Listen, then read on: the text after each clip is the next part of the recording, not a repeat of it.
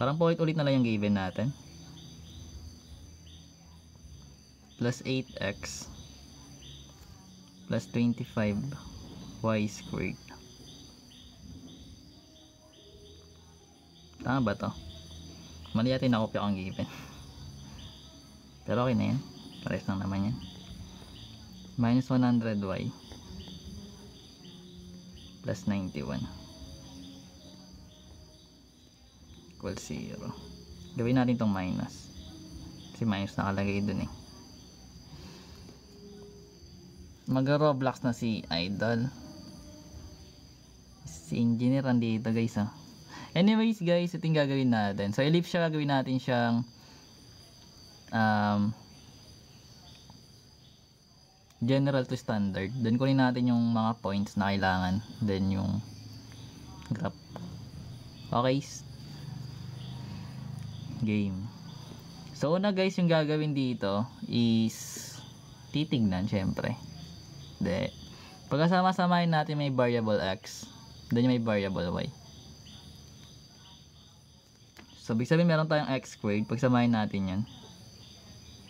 Then yung minus 8x. Then yung may y, pagsamahin din natin. Then yung constant ilalagay natin sa left side, sa right side. So yung 91 magiging negative 91. Gets yun na? Transpose. Then yung bukas, yung iba naman guys, bukas naman. Then ngayon guys, yung gagawin natin dito is completing the square. So ibig sabihin, maglalagay tayo dun ng blank. So anong ilalagay natin dito guys? Gets na yun eh. Diba yung completing the square? Andito na si Math Enthusiast. So 16 gets natin yun, mga grade ano na yan, grade 11 na yan eh. So 16 na yung guys ah. Lagay na natin. Then plus yung 25 guys, ipa-factor out natin yan para madali na lang siya completing the square. So ilalabas natin yung 25 para y squared na lang to. Then yung 100 natin magiging minus 4 na yan. So pwede na tayo mag-add dito ng blank. Anong ilalagay natin dito? Tindihan yung ginawa ko dito guys. Gets yun. Kayo na yan eh.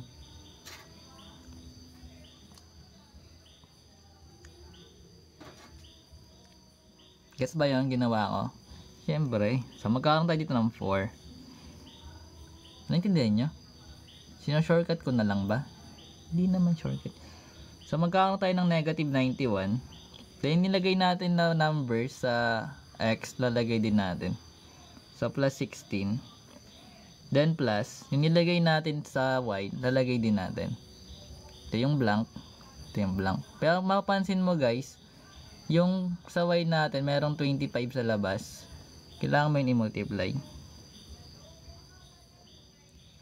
Gel pen yata to guys.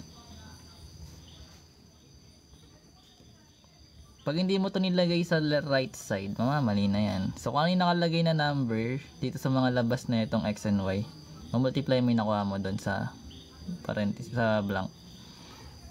Anyways, gets yun, alam ko. Treat tayo. So ano yung magiging factored form ng perfect square trinomial natin? Dito. Ay, thank you Nizil. Hindi ka mabasa. X minus 4. That's correct. Then naka-squared lang yung guys ha. Ang layo. Magkagalit. Plus. Yung 25 i-copy natin. Then ito naman ang kalalabasan.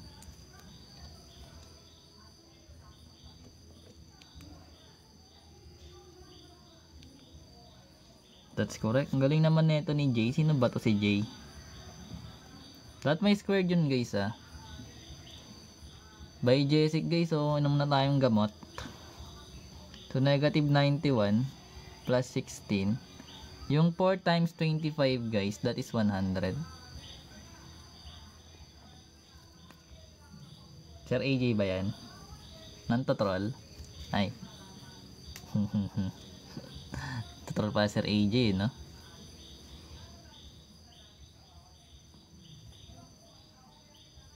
May bayan. Joke lang. So, ito na guys. I-add lang natin tong right side. Then, ayun na.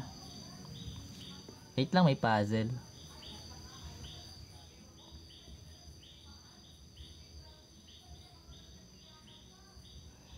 So, i-rewrite lang natin tong left side.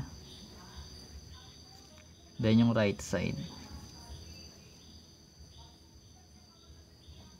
Magiging, ano guys magiging sagot natin dito? Pag inad natin tong tatlo guys. 207, dami naman.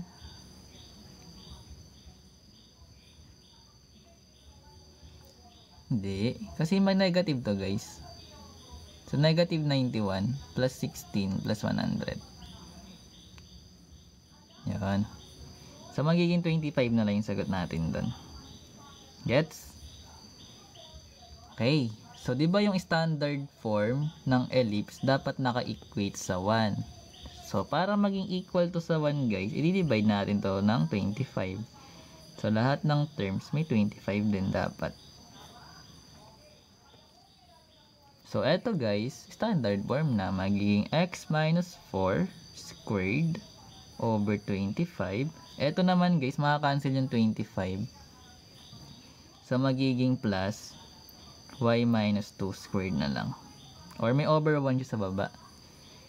Pero understood naman yun.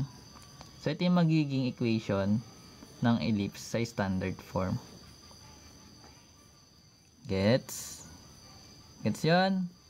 Gets yun? Gets yun ah. Nasundan? Nasundan ba? Paano kung ayoko? Ay, graph natin, syempre. So, graph na tayo na. Kunin natin yung ano, center.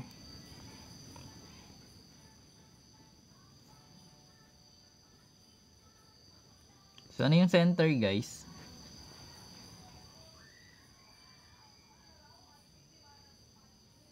Center. That's correct. Remember guys, yung center is HK. Then magpapalit lang sila ng sign. Alam, mag-graph ng rational function. Parang mahirap yun guys. Then yung A natin, ano yung A natin?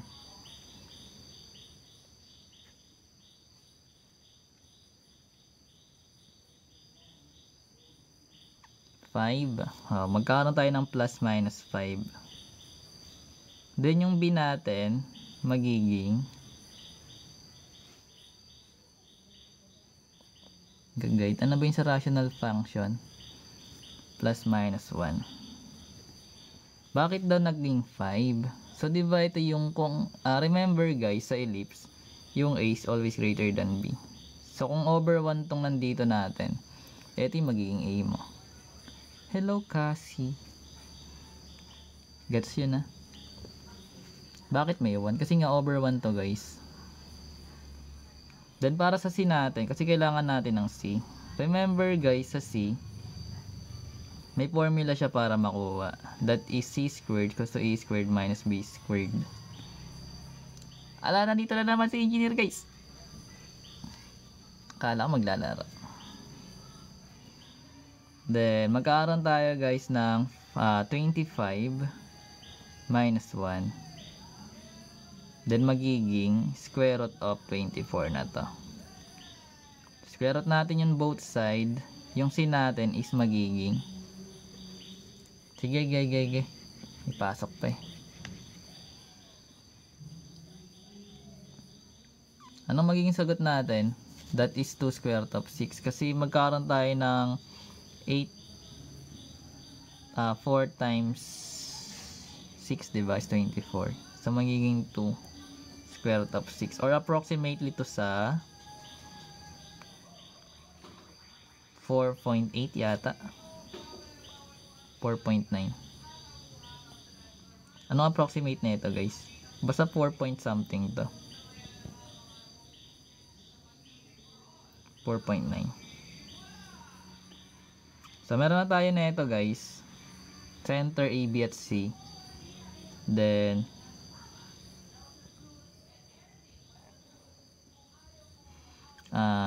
kailangan natin ng orientation.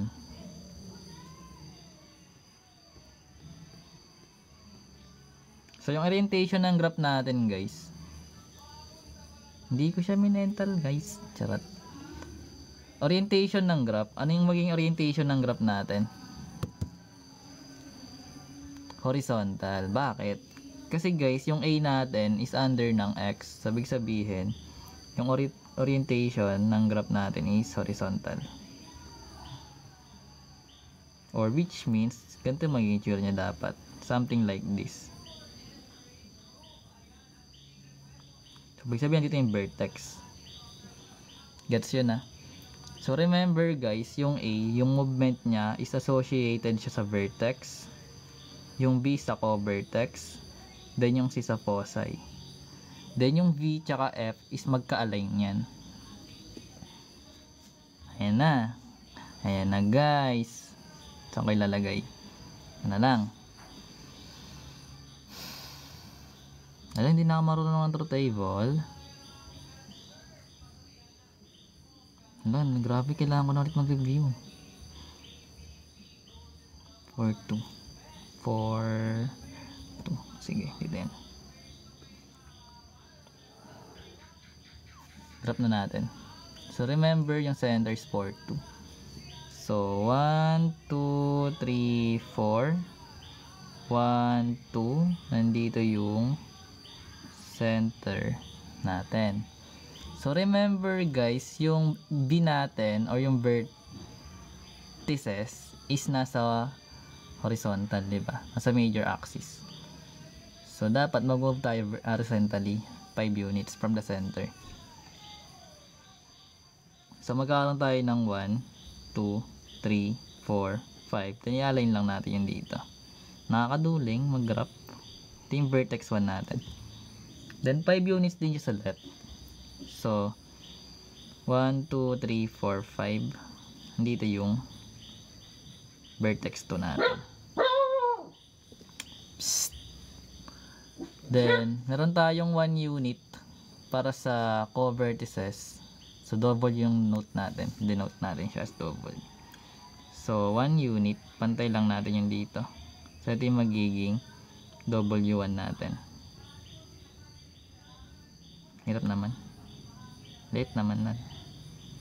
Then 1 unit din. Ito yung W2 natin. Then as for co-vertices na foci, that is 4.9.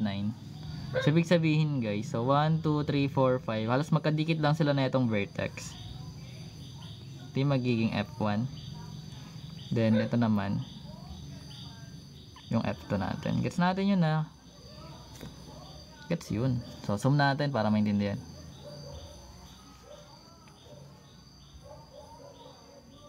Panis, pwede pala i-zoom. So ibig sabihin ko-connect lang natin yung mga vertices natin, yung co-vertices tsaka vertices. So pag kinonnect natin to guys, magiging ganun yung itsura nya. Basta something like this. Horizontal ba rin? Ayun na. Meron ka ng graph para dyan.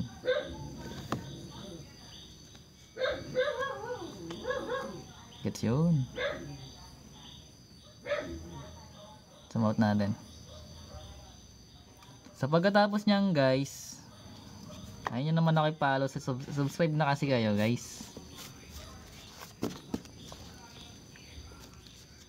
Ay, ma-zoom out. Yun.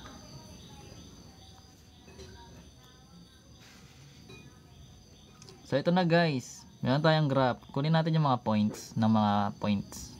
Tama, points ng mga points. 'Di ba? So kunin natin yung endpoints. O bukas na lang yung endpoints. Joke. So meron tayong endpoints guys. Remember, pag kukuha ka ng endpoints, kailangan mo ng center. So yung center natin, that is 4, 2. So copy natin yan. Kapag yung points mo is gumagalaw horizontally, dito ka magmo-move sa 4. Kapag naman vertically, sa 2. So, ibig sabihin, para makuha mo yung endpoints, dapat alam mo yung graph mo. As for vertex natin or vertices, yung vertices natin guys, nasa horizontal siya ng C. Pag ganun siya, diba? So, ibig sabihin, gumagalaw siya sa 4. So, copy natin yung 4. Then, i-add subtract natin kung ano yung A natin. Diba yung A is vertex? So, 5 yun. So, lagay natin yung 5. Then, as is lang yung 2. So, from here, alam mo na yung dalawang vertex. So, yung vertex 1, tsaka vertex 2 natin, ano? May sagot na, kagad. Sir Lorenzo. That is 4 plus 5, that is 9. Then, copy lang natin yung 2. Then, 4 minus 5, that is negative 1. Then, copy lang natin yung 2. Ito na yung endpoints ng vertices mo. So, kung bibilangin natin siya guys dito, check natin. So, 1, 2, 3, 4, 5, 6, 7, 8, 9. Then, 2 units yung vertex 1 natin. So, meron tayong 9, 2. As for negative 1, 2, negative 1, then 1, 2. Hindi yung vertex natin. Anyways, ikaw, kung paano mo siya gagawin, nasa sa'yo na yan. Ito, another guide lang.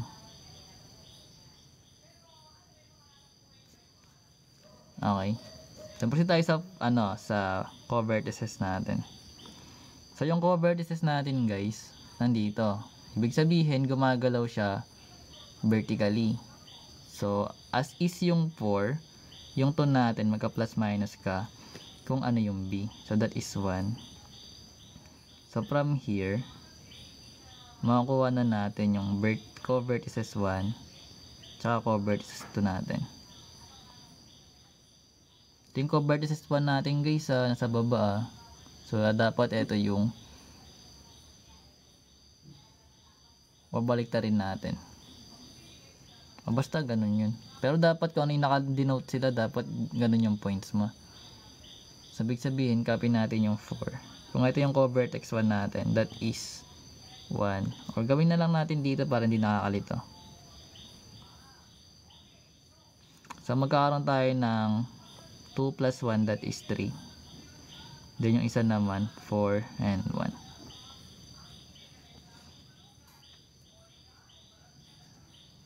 Then punta tayo sa foci. So sa foci guys, remember align sila ni vertex. So dito sa horizontal, igagalaw yung 4. So magkakaroon ka ng 4 plus minus yung 2 square root of 6. Then, as is lang yung 2. So, ibig sabihin,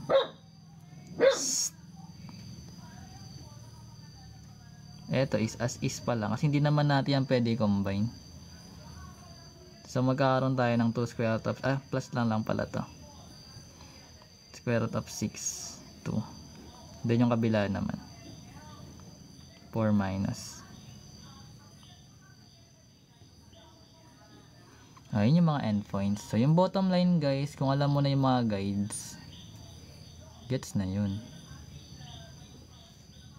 Pwede mo rin siya gawing po, decimal.